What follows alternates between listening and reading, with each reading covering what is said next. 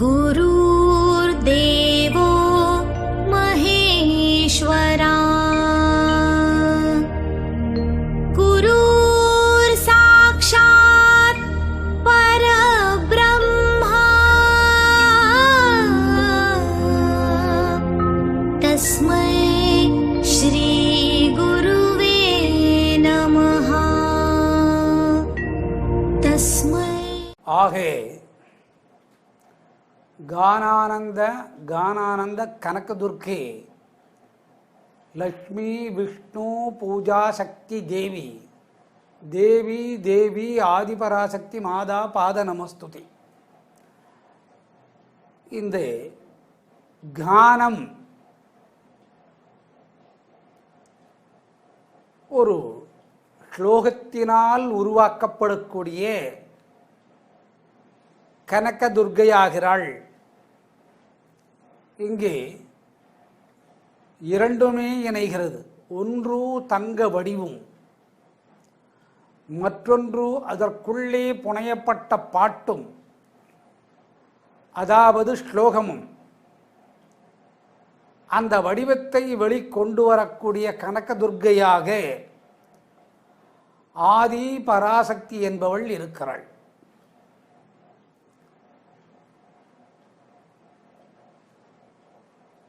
கானம் என்று சொல்லக்கூடியது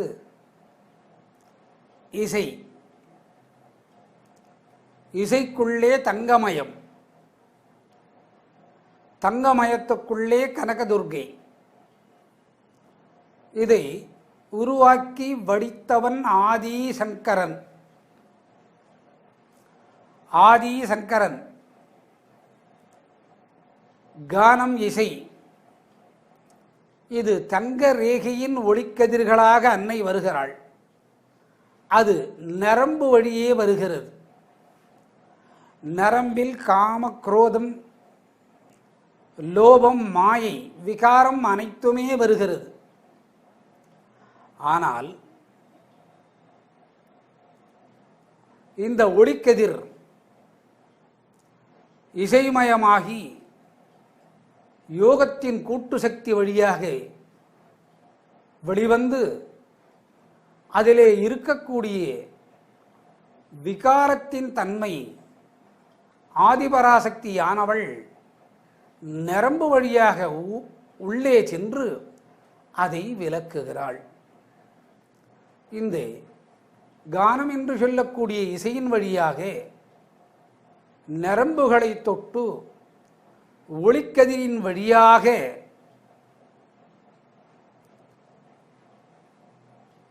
ஈசனை முன்வைத்து கனகம் என்ற துர்க்கையை வடிவடிக்க செய்து நெல்லுக்கனி ஒன்று வருகிறது. இது பாடுபவனுக்கு உருவம் இருந்தது. சங்கரன் என்ற பெயரோடு ஒரு உருவம் புனைந்து வந்தான். பாடப்பட்டது உருவமற்ற வறுமைக்கு உருவம் இல்லை. அதை அனுபவிப்பவனுக்கு உருவம் உண்டு. பூமிக்குள்ளே தங்கம் இருப்பதாக சொல்கின்றார்கள். ஆனால் அந்த தங்க வடிவமான நெல்லிக்காய்க்கு வடிவம் இருக்கிறது. அது தங்கத்தின் உருவத்தை தாங்கி கனகதுர்க்கை என்ற பெயரோடு ஆதி பராசக்தியின் வழியாக வெளியே வருகிறது. பாடியவனுக்கு உருவம். உணவாக ஒரு நெல்லிக்காய் உணவாக கொடுக்கக்கூடிய காலத்திலே அந்த நெல்லிக்காய் இயற்கையோடு ஓரறிவு கூடியிருக்கிறது. நெல்லிக்காய் ஓரறிவு. அது உப்போடு இணைந்து, எண்ணெயோடு இணைந்து, காரத்தோடு இணைந்து, புளிப்போடு இணைந்து, நவரச சுவையோடு இணைந்து, அந்த நவரச சுவையை இணைத்த காலத்தில் அந்த அன்னையானவள் அதை இணைத்தாலே இதுபோன்று ஒரு பக்தி செய்து இணைத்திருக்க வேண்டும், அதை சங்கரன் பெற வேண்டும் என்று ஆதிபராசக்தி நினைத்திருந்தாள். அதற்காக வறுமையிலும் இறை பிரேமை மறக்காமல் தானத்தினை, ஒரு உணவின் பண்டத்தின் தானத்தினை சங்கரன் பெரும்படி செய்து அந்த இல்லத்துக்குள்ளே இருக்கக்கூடிய வறுமையை ஒழிக்கின்றான். இந்த வறுமையை ஒழிப்பது சங்கரன். நெல்லிக்கனி கொடுத்த அந்த தாயின் வீடு வறுமை போகிறது. இதற்கு வரவேண்டியது தங்கம். அதனுடைய உருவம் நெல்லிக்காய் உருவம். கொடுத்தது நெல்லிக்காய் என்ற ஊறுகாய், பிக்கிள்ஸ். வந்தது தங்க நெல்லிக்கனிகள். அது கூட ஆகாயத்திலிருந்து வந்ததாம். அப்பொழுது கூரை வீடு. கூரையை பெய்த்து கொண்டு அதிர்ஷ்டம் வரும் என்பார்கள். அதுபோன்று அன்னையின் நாபி, கழுத்து, கண், முகவாய் நரம்புகள், உதட்டு நரம்புகள், பின்தொடையின் நரம்புகள், பிட்டத்தின் நரம்புகள், பெண்குறியின் நரம்புகள், கை கால் விரல்களில் 10 கூட்டல் 10 20 வகையான விரல்களிலே நரம்பு, தாமரை வடிவாகி அவளின் உருவமாகி பாடப்பெற்றானே, அவன் உடலுக்குள்ளே புகுந்து அவன் ஆண் என்ற பாகுபாடு பார்த்திருந்தால் அன்னை அவன் நரம்புக்குள்ளே புகுந்திருக்க மாட்டாள். தன்னுடைய மகன் என்று கருதியதால் அவன் நரம்பு வழியே 7 தாதுக்கள் அடங்கிய உடல், தோல், இரத்தம், நரம்பு, மஜ்ஜை, சதை,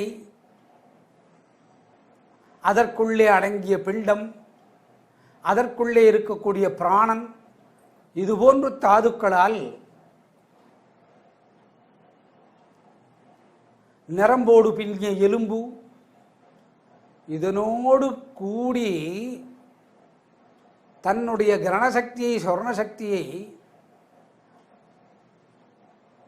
சங்கரன் வழியாக அனுப்பி நெல்லிக்காய் தங்கரேகையோடு கூடி அநேகமான நெல்லிக்காய் தங்க உருவிலே வந்ததாம். இதற்கு கானானந்த கனகதுர்கே, இந்த கனகதுர்கையோடு கூடி வருபவள் சொர்ணத்தின் அடிப்படை விலாசம் உள்ள லக்ஷ்மி, அதை தாங்கி வருபவன் விஷ்ணு. இவள் இருவருக்கும், கனகதுர்கை லக்ஷ்மி, அடுத்து விஷ்ணுவுக்கும் இந்த பூஜா சக்தியின் அனுகிரகத்தை தேவியான ஆதிபராசக்தி அருள்வதால் அங்கே சொர்ணம் என்ற ஒரு சக்தி நெல்லிக்கனிகளாக வருகிறது. இது பூமியிலிருந்து வந்ததா? இல்லை, அன்னையின் நரம்புகள் வழியே வந்தது. இந்த நரம்பு என்பதை ஏற்றுக்கொள்ள இயலாது என்பேன். உண்மைதான். மகப்பேறு பெற்றெடுத்த அடுத்த நிமிடம் தாயின் முலைக்காம்பு வழியே மஞ்சள் திரவத்தில் பால் சுரக்கிறது. அது பல கோடி நரம்பு வழியாக இரத்தத்தை சுத்திகரம் செய்து முதலில் ஆன்டிபயாட்டிக் என்று சொல்லக்கூடிய நிலையில் மஞ்சள் திரவமாக பால் வருகிறது. இந்த காலத்து மருத்துவர்கள் அதை பீச்சி வெளியே தள்ளிவிட்டு வெள்ளை நிறமாக வரக்கூடிய பாலை கொடுக்க வேண்டும் என்று சொல்வர். அந்த பால் முதலில் வந்தது ஆன்டிபயாட்டிக், அடுத்தது தூய வெள்ளை. இது நரம்புகள் வழியாகத்தான் சுத்திகரிக்கப்படுகிறது. இந்த இரத்தத்தின் ஒப்பனையோடு கூடிய தங்கம், தங்கத்தின் ஒப்பனையோடு கூடிய சிகப்பு நிற குருதியான இரத்தம் வெண்ணிறமாக பாலாக மாற்றப்பட்டு குழந்தைக்கு கொடுக்கப்படுகிறது. இதே தத்துவம் ஆன்மீகத்தில் சொர்ணமுகி என்று சொல்லி அன்னையானவள் கனகதுர்கை, அதாவது கனகானந்தா கனகதுர்கே. எதற்காக இந்த திருவிளையாடலை செய்கிறார்? காமத்தின் விகாரத்தை இப்பிறப்பே அறுக்க முடியும். கோடி பிறப்புகள் செல்ல வேண்டாம். ஒரு சகஸ்ரநாமம் என்று சொல்லக்கூடிய ஸ்லோகத்தில் ராகத்தின் பாவத்திலே வைத்து அவள் விரும்புவது மகாரி ராகம். அன்னை குளிக்கக்கூடிய காலத்திலே, திருமஞ்சனாதி சேவையை செய்யக்கூடிய காலத்திலே நாதஸ்வரத்திலே இருந்து வரக்கூடிய முகாரி அந்த ராகத்தை கேட்டு ஆனந்தித்து நீராடலை முடித்து அலங்காரம் செய்து வரும் அன்பர்களுக்கு ஆசி வழங்குகிறார். இந்த முகாரி என்பது என்ன? வேண்டுதலின் தன்மை அனைத்துமே அழுகையோடு சேர்ந்து முகாரியாகத்தான் இருக்கும். நாம் ஒருவர் இல்லத்திலே சென்று தினமும் குறை சொன்னால் அது முகாரியாக அமையும். 10 நாள் கேட்பர், 11வது நாள் தினமும் வந்து இந்த வீட்டிலே அழுகிறாளே என்று நினைப்பர். இதற்கு முகாரி. ஆனால் ஆலயத்திலே இருக்கக்கூடிய அன்னை கோடிக்கணக்கான அன்பர்களின் பக்தி என்பதே ஒரு முகாரி ராகம். கேட்டு அழுவதே பக்தி தானே. பிள்ளை வேண்டும், திருமணம் நடக்க வேண்டும், வறுமை நீங்கி பொருள் வேண்டும், இதெல்லாம் வேண்டுதலே அழுகை முகாரி. ராகத்துக்குள்ளே அடங்குவது. கல்யாணி பாடி காம்போதியிலே முடித்து ராவணன்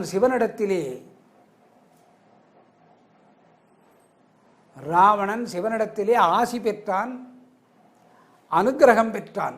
இது அனைத்துமே வேண்டிய சக்திகளை பெற்றான். இது அனைத்தும் கானானந்த.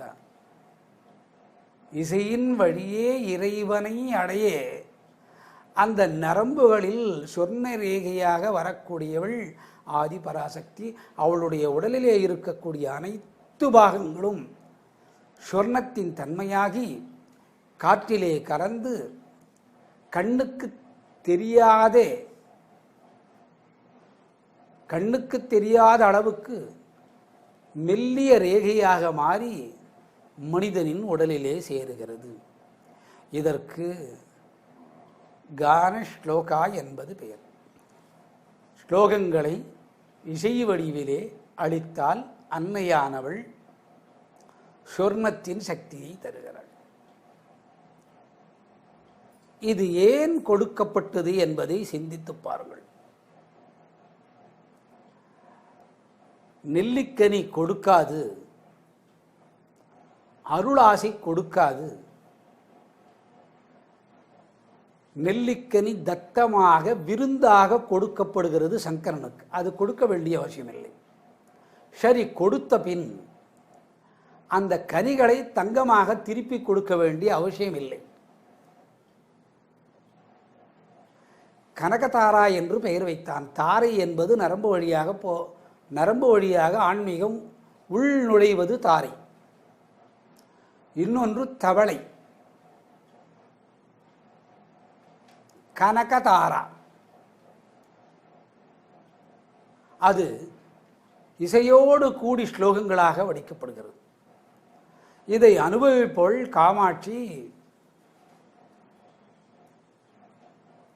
காமாட்சிக்கு ஒரு பெயர் பங்காரு என்று.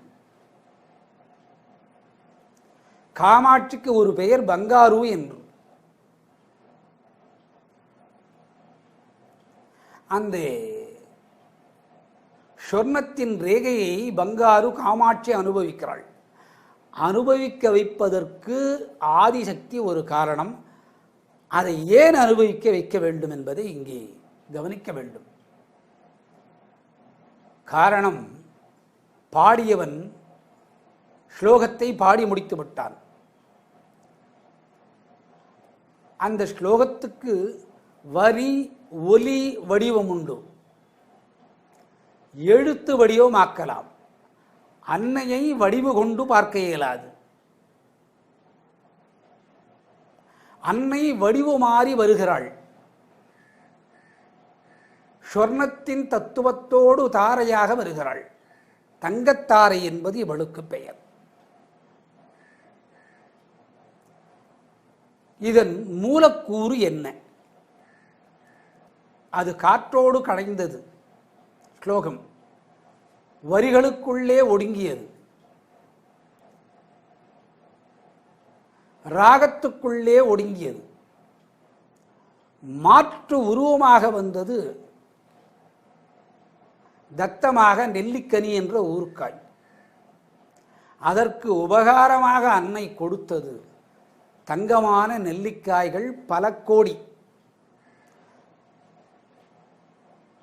அதற்கு சங்கரன் ஆதிசக்தியை தொழுதாராம்.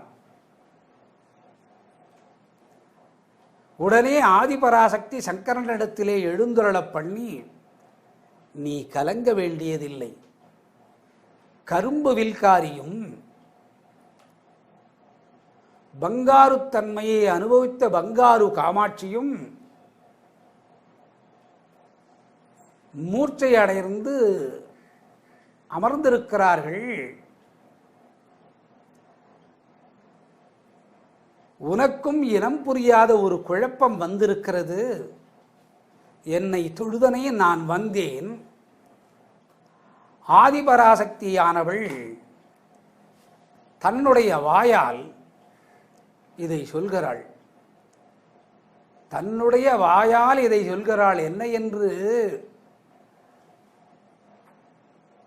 உலகப்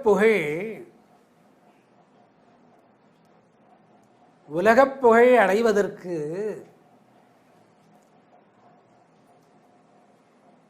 சகுன பிரம்மத்தின் நித்தியம் தேவை.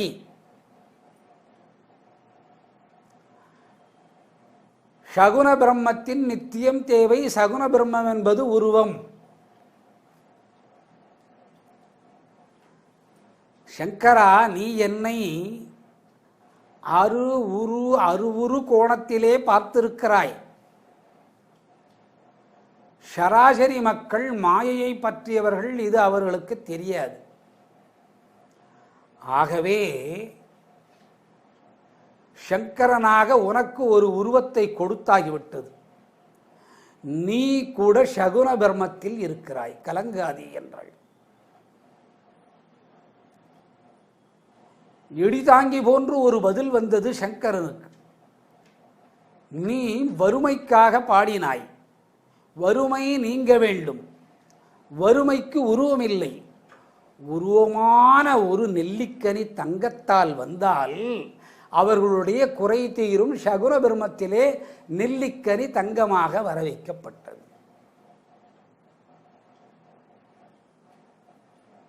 இது யாருக்காக வர வைக்கப்பட்டது? ஆறாவது அறிவு கொண்ட மனிதனுக்காக. ராஜேஸ்வரியை கரும்பு வில்லோடு இணைத்து பாடிவிட்டாய். கனகமென்ற துர்க்கையை கானானந்த கனக துர்க்கை என்று பாடிவிட்டாய். இதற்கு உருவம் வேண்டும், நாளை மனிதர்கள் ஏற்றுக்கொள்ள வேண்டும் என்பதற்காக வறுமை அந்த இல்லத்திலே கொடுத்து உனக்கு ஊறுகாயை கொடுக்க வைத்தேன், நெல்லிக்கனி. அதற்கும் உருவம் உண்டு. உன்னுடைய இசைகானமான ஸ்லோகத்தால் ராஜராஜேஸ்வரி கரும்புக்குள்ளே இருக்கக்கூடிய சுவையை எடுத்து பங்காரு என்று சொல்ல காமாட்சிக்கு ஊட்டி அவள் பிரம்மை தட்டி போய் இந்த பாடலுக்கு என்ன செய்ய வேண்டும் என்று பங்காரு காமாட்சி உடனே நெல்லிக்கனி தங்க நெல்லிக்கனியாக மாறினாள். இவையெல்லாம் சகுனத்தின் பிரம்மம். இந்த சகுனத்தின் பிரம்மத்திலே ஏன் ஆட்டி வைத்தேன் என்று புரிகிறதா என்று ஒரு கேள்வியை கேட்கிறாள் ஆதிசங்கரனிடத்திலே அன்னை ஆதிபராசக்தி.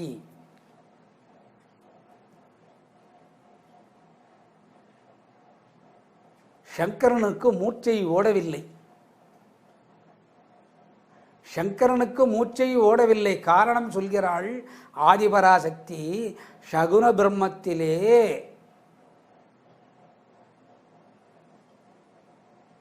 தமோ ராஜோ சத்வோ குணம் உண்டு. இதுதான் ரகசியம். சகுன பிரம்மத்திலே தமோ ராஜோ சத்வோ குணம் உண்டு. காரணம், நெல்லிக்கனி மலமாகும். தங்கம் மீண்டும் உருகினால் உருமாறும். ஆதி சங்கரன் என்ற பெயர் கொண்டு வந்த நீ ஒரு காலத்திலே சமாதியாவாய். இவை அனைத்துமே சகுனத்தின் பிரம்மத்தை காட்டுகிறது என்கிறாள்.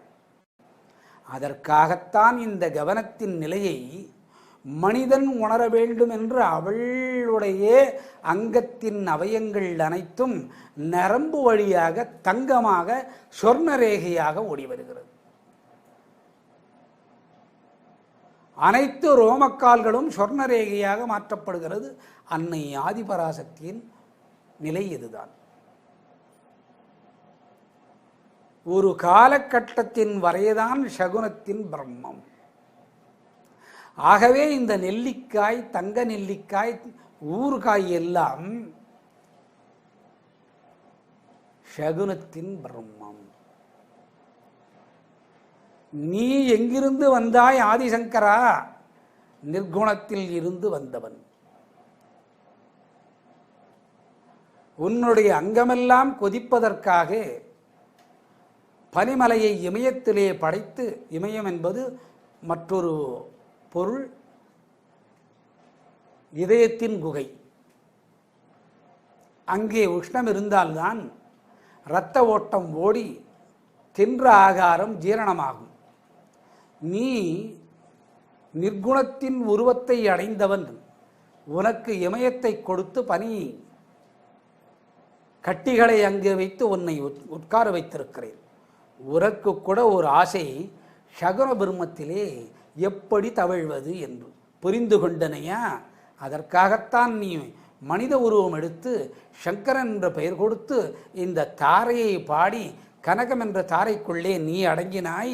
இது சகுன பிரம்மத்தின் உருவமான நிலை. அலண்டு விட்டான் ஆதிசங்கரன். அலண்டு விட்டான் ஆதிசங்கரன். பனிமலையிலே உஷ்ணம் குறைக்க உட்கார்ந்தவன் இந்த பாடலின் பொருளை ஆதிபராசக்தி சகுன பிரம்மத்தோடு ஒப்பிட்டு உருவம் அருவம் அருவுருவத்தை காட்டி தமோ ரஜோ சத்வோ குணத்தினால் உருவத்தின் வழிபாடு தற்காலிகமாக தேவை.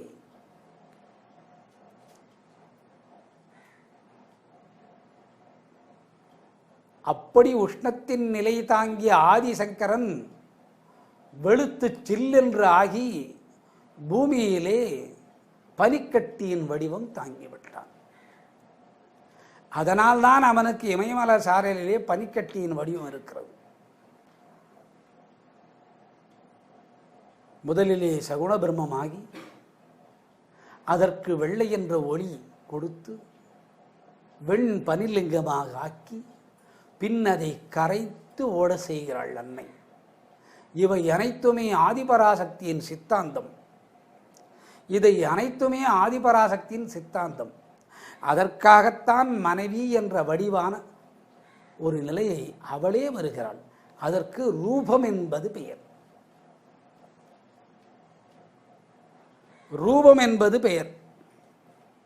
அந்த ஆதிபரமே மகளாக வருகிறாள்.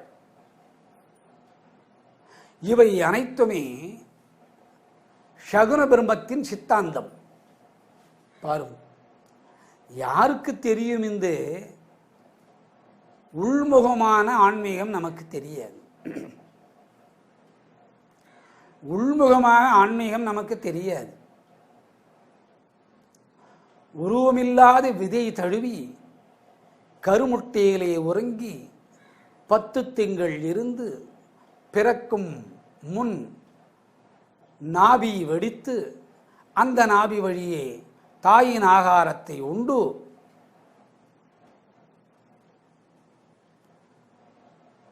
படகு போன்ற பனிக்குடத்துக்குள்ளே உறங்கி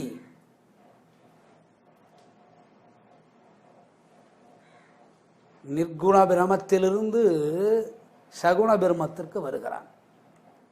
பிறக்கும் முன்பு இவனுக்கு ஒளி எதுவும் இல்லை. தந்தையின் விதைக்குள்ளே அடைக்காக்கப்படுகிறான். தாயின் கருமுட்டைக்குள்ளே ஒளிந்து போகிறான். பின்பு கருதாங்கி நாபி என்ற ஓம்காரத்தின் பீஜத்துக்குள்ளே தங்கியிருந்து பெற்றெடுத்தவள் ஆகாரம் கொடுத்ததாக நாம் நினைக்கிறோம். உண்மை, ஆதிபராசக்தி ஆகாரமாக கொடுக்கிறாள் தன்னுடைய பீஜத்தை. 54 எழுத்துக்களாம் நமக்கு தேவையில்லை. அதை தாங்கிதான் பாலாடை போன்று படகு போன்று பனிக்குடத்திலே உள்வுறங்கி வெளிவருகிறான். இவை அனைத்தும் நிர்குண பிரம்மத்திலே இருந்து சகுண பிரம்மத்திற்கு மனிதன் உருவமாக வருகிறான். அதற்காகத்தான் சகுண பிரம்மத்திலே தமோ ராஜோ சத்வோவை வைத்திருக்கிறான். மனைவி என்பது ஒரு ரூபம். அவளே மகளாக வருகிறான். எதற்காக மகளாக வருகிறான்? மகனாக வருகிறான். விகாரத்தினை முழுதுமாக துடைப்பதற்காக. மனம் ஞானமாயை பற்றி இறைவியை தேடும். இறைவனை அல்ல, இறைவியை தேடும்.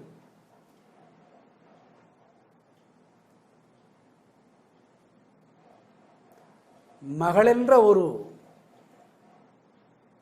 ஷட்குணத்தின் உருவத்தை தந்தை என்ற பாத்திரத்திற்குள்ளே இட்டு தாலாட்டு பாடும் இந்த கானத்தின் மகாதத்துவம் தெரியும். இந்த கானத்தின் மகாதத்துவம் தெரியும். ஆன்மீகம் மனித உடலுக்குள்ளே வைக்கப்பட்டிருக்கிறது. இந்த சுவர்ண ரேகை அனைத்துமே ஆதிபராசக்தியின் அங்கங்களின் நரம்புகள் வழியே ஒரு மனிதன் உடலுக்குள்ளே புகுகிறது. ஒரு மனிதன் உடலுக்குள்ளே புகுகிறது. இசைக்கருவி போன்றுதான் மனிதனுடைய உடல். எப்படி பொருந்தும்? பொருந்தாது என்பேன். அவளுடைய உடலே அதனுடைய சக்தி மனித உடலுக்கு புகுத்தப்பட்டு இசைக்கருவியாக மாறுகிறான். ஒன்றுமில்லை, மாம்பலகையும் பலாப்பலகையும் பணமிருந்தால் தேக்கும் ஊஞ்சலாக உருமாற்றி அதன் மேல் அமர்ந்து ஆடுகிறோம். அதை பார்ப்பவர் ஊஞ்சல் என்று சொல்கிறார். ஆனால் மாமரத்திலோ பலாமரத்திலே உட்கார்ந்திருக்கிறாய் என்று சொல்வதில்லை. அதனுடைய கிளைகளும் இலைகளும் தெரிவதில்லை. அதனுடைய அடிவேர் தெரிவதில்லை. ஷட்குணத்திற்கே மற்றொரு உருவம். ஷட்குணத்திற்கே மற்றொரு உருவம். என்ன உருவம்? மரமாக இருந்தது, கிளையாக இருந்தது, இலையாக இருந்தது, அடி வேராக இருந்தது, ஆணி வேராக இருந்தது, நரம்பு வேராக இருந்தது, சிலம்பு வேராக இருந்தது. இவை அனைத்தும் உருமாறி ஊஞ்சலாக வந்தது. பார்ப்பவன் கண்ணுக்கு என்ன தெரிகிறது? ஊஞ்சலாக தெரிகிறது, மரமாக தெரிவதில்லை. அதுபோன்றுதான் அன்னை ஆதிபராசக்தி மனைவியின் ரூபம்.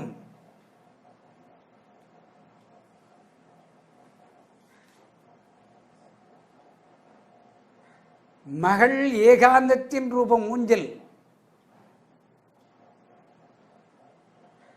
மகன் ஊஞ்சல் தந்தையென்ற பாத்திரத்திற்குள்ளே உள்ளே வைத்து ஆடி பார்த்தால் இந்த ஊஞ்சலின் நவீனயம் தெரியும். இதற்கு கனி அமுது என்பது பெயர். இதற்கு கனி அமுது என்ன பெயர்? கனி அமுது. இந்த கானத்தின் வடிவை கூட சங்கரனுக்கு சகுன பிரம்மத்தில் உண்டு, கவலைப்படாதே. ஏன் அதை சொல்கிறாள்?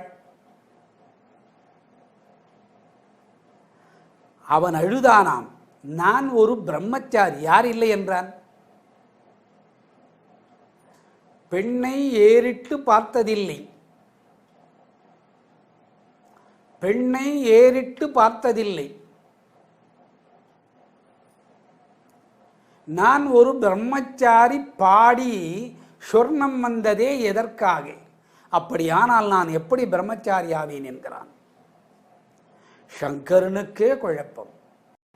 ஆக ஆதிசங்கரனை பார்த்து கேட்டாளாம் அன்னை, அன்னவனே, ஒரு நாள் நீ பிச்சை எடுக்க வந்தாய். நீ ஒரு பூர்வாங்க சன்னியாசிதான், இதில் ஏதும் மறுப்பதற்கில்லை. இருப்பினும் பிச்சை எடுத்த வீட்டிலே தாயும் மகளும் இருந்தனர். அந்த தாய் உனக்கு பிச்சையிட்டாள். என்றும் காணாத அளவுக்கு பேரழகியாக அவளுடைய மகள் வந்து எதிரிலே நின்றாள். அவளுடைய பெருத்த மார்பகங்களை பார்த்து நீ இனம் புரியாத கேள்விகளை அந்த தாயிடத்திலே கேட்டாய். ஈதென்ன உடம்பிலே இத்தனை மாற்றம் என்று. முன்னே இருந்த தாயை இதுவரை நீ அதுபோன்ற நோக்கிலே பார்த்ததில்லை. ஆகவே உனக்கு உருவத்தின் பரிமாற்றத்தை சகுன பிரம்மத்தோடு கூடி உருவத்தின் வழிபாட்டை தெரிந்து கொள்வதற்காகவே அன்று உன் மனம் தள்ளாடி அவள் பால் நின்றது. ஆனால் மனம் விகாரத்திலே அடையவில்லை. அந்த தாயை நோக்கி இவளை மருத்துவரிடத்திலே காட்டலாமே என்றாய். அந்த சொல் அனைத்தும் என் காதுகளிலே பட்டது. யார் காதுகளிலே பட்டது? ஆதிபராசக்தியின் காதுகளிலே பட்டது. உனக்கு சகுன பிரம்மத்தின் வழியே என்னுடைய தாரியை உள்புகுத்தி இந்த கேள்விக்கு பதில் வர வேண்டும் என்று நெல்லிக்கனியின் நாடகத்துக்குள்ளே நீ அகப்பட செய்து இதை உனக்கு விளக்குகிறேன் என்றாள். ஆதிசங்கரன் நைஷ்டிக பிரம்மச்சாரி. ஒரு பெண்ணின் உடலின் மாற்றத்தை அறிய வேண்டிய அவசியம் இல்லை. ஏன் அறியும்படி அன்னை ஆதிபராசக்தி செய்தாள்?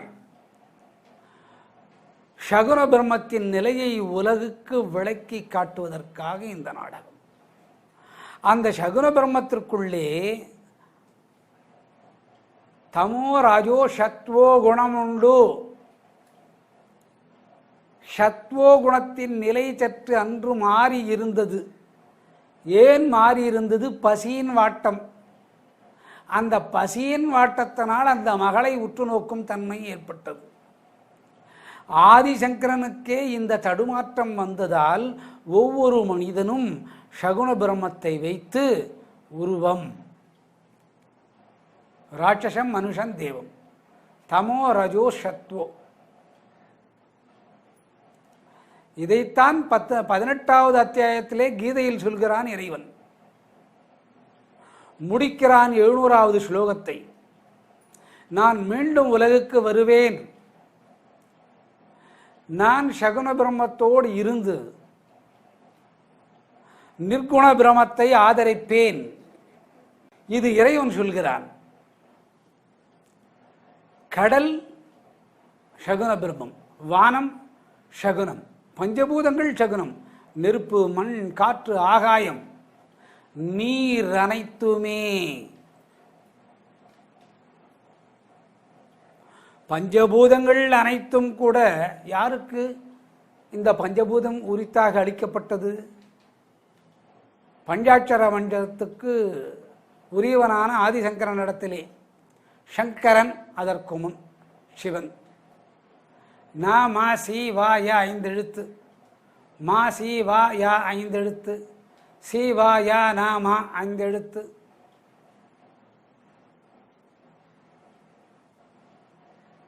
மசிவாய நமஹ, சிவாய நமஹ பஞ்சாட்சரத்தின் தொகுப்பு. இவை அனைத்துமே சகுன பிரம்மத்தோடு இணைக்கப்பட்டிருக்கிறது.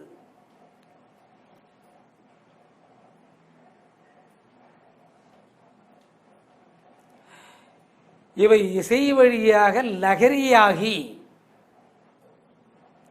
சௌந்தரியம் என்ற பேரழகோடு, யாருடைய பேரழகோடு?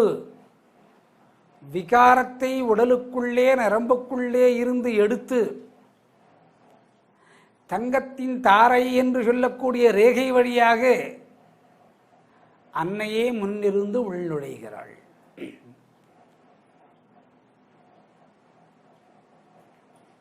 பிட்சை எடுத்தால் பூர்வாங்க சந்நியாசம் வர வேண்டும். ஆகவே அன்னை அங்கே அந்த பெண்ணை கண்டதால் வந்த குளறுபடியை சங்கருக்கு நிவர்த்தி செய்கிறாள். அந்த அன்னை ஏன் செய்ய வேண்டும்? அன்னமிட வந்தவள் ஒரு பெண், அவளுக்கு ஒரு பெண். சகுன பிரம்மத்திலே ராட்சசத்தின் தன்மை கலந்து விகாரமாயை மனிதனை பற்றி கொள்ளும். அதை நீ தெரிந்து கொள்வதற்காக அங்கே வறுமை கொடுத்து நீ விற்றை எடுக்க வந்து அவள் நெல்லிக்கனியிட நீ கனகம் என்ற தாரகையை பாட கனகதுர்கவான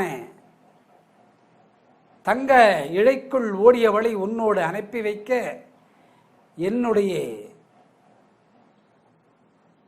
நிலை அதில் புக நெல்லிக்கனிகள் தங்கமாக வந்தது. அதற்கு உருவம் உண்டு. இந்த சகுன பிரம்மத்தின் வழியே மனிதன் லகரி என்று சொல்லக்கூடிய நிலையில் விகாரத்தை அடியோடு விலக்கிக் கொள்ள முடியும். அதற்கு லகரி என்பது பெயர். லகரி என்றால் உள்புகுதல். என்ன உள்புகுகிறது? நெல்லிக்காய் இட்டாலே அவளுடைய அழகோ இல்லை, அவளுடைய மகளின் அழகோ இல்லை. ஆதி பராசக்தியின் லகரி உள்புகுதல். என்ன சௌந்தரியம்? யாருடைய சௌந்தரியம்? தாயான ஆதிபராசக்தி. அதற்காகத்தான் அனந்த சௌந்தர்ய லகரி என்று பெயர் வைத்தான். கானானந்த கானானந்த கனகதுர்கே லக்ஷ்மி விஷ்ணு பூஜாசக்தி தேவி தேவி தேவி ஆதிபராசக்தி மாதா பாதம் நமோஸ்துதே. இந்த நரம்புகளுக்கு நாயகி. பாடும் பாட்டுதனை பிராணத்திலே உள் உரைக்க செய்கிறாள். நரம்புகள் வழியே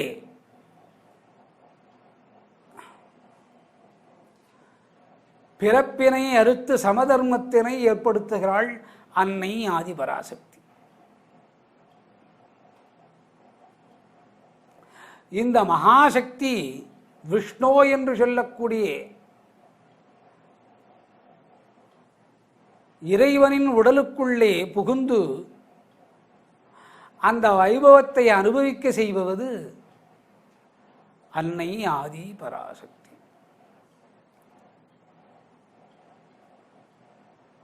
சகுன பிரம்மத்தின் நித்தியத்துவத்தை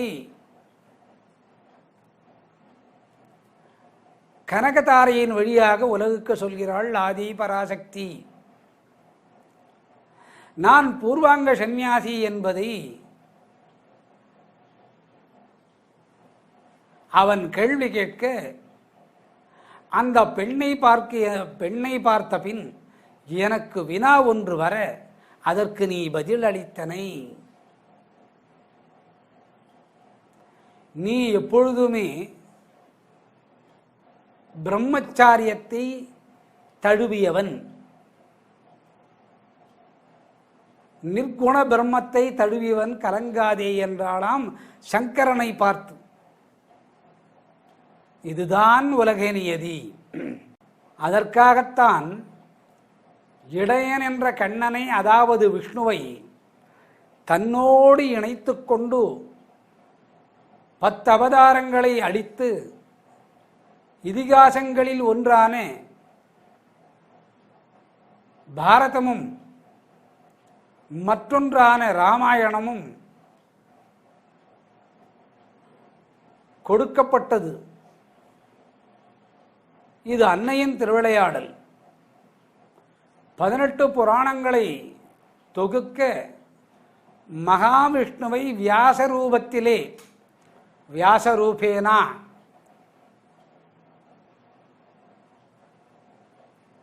வியாசனுடைய அனுஷ்டிப்சன், வியாசனுடைய மூலப்பிரகிருதி அன்னைதான். 18 புராணங்களை தொகுக்க வைத்தான்.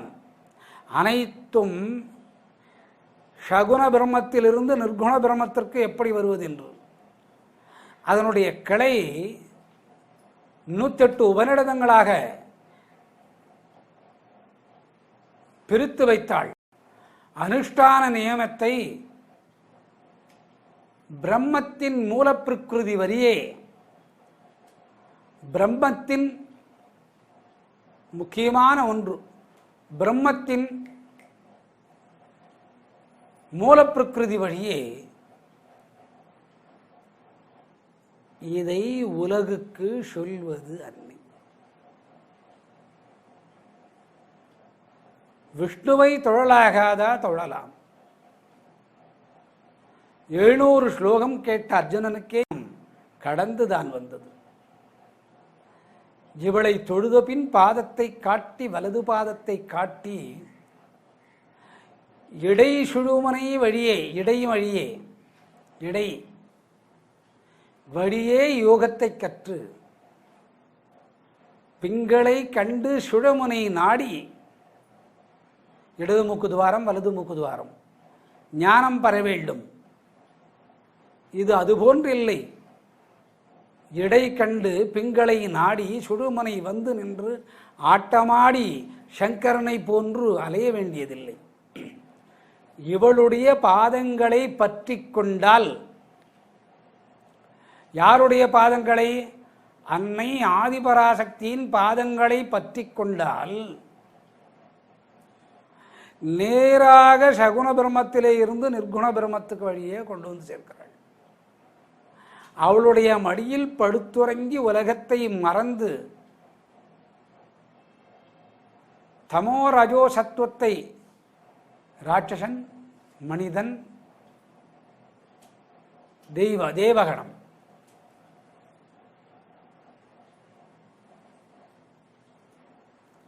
வாழை மட்டை எளிதில் தீப்பிடிக்காது. சவுக்கு மரம் தீப்பிடிக்கும். கற்பூரம் உடனே பிடித்துக் கொள்ளும். அதனால்தான் பட்டணத்தடிகள் பாடினான் தாய்க்கு, அங்கமெல்லாம் நொந்து பெற்றவளுக்கு விறக வேண்டாம், வாழைமரை பட்டையை வைத்தான். அந்த பட்டையை நிர்குண பிரம்மத்திலே செலுத்தி எரிய வைத்து தாயை சாம்பலாக்கினான். அது ஒரு திருவிளையாடல். இதைத்தான் அன்னை சொல்கிறாள், என்னுடைய பாதத்தை பற்றுவாயாக. இதை யார் சொல்வது என்றால், லக்ஷ்மி விஷ்ணு பூஜா சக்தி, அவருடைய பூஜைகளின் சக்தி அனைத்தும், அந்த முத்தேவியரின் சக்தி அனைத்தும் தேவி. தாரை வார்த்து தேவி தேவி ஆதிபராசக்தி மாதா பாத நமஸ்துதே என்று சொல்வது. சகுனத்திற்கும் நிர்குணத்திற்கும் அன்னையோடு எப்படி தொடர்புடையது என்று சற்று பொறுத்திருந்து பார்ப்போம்.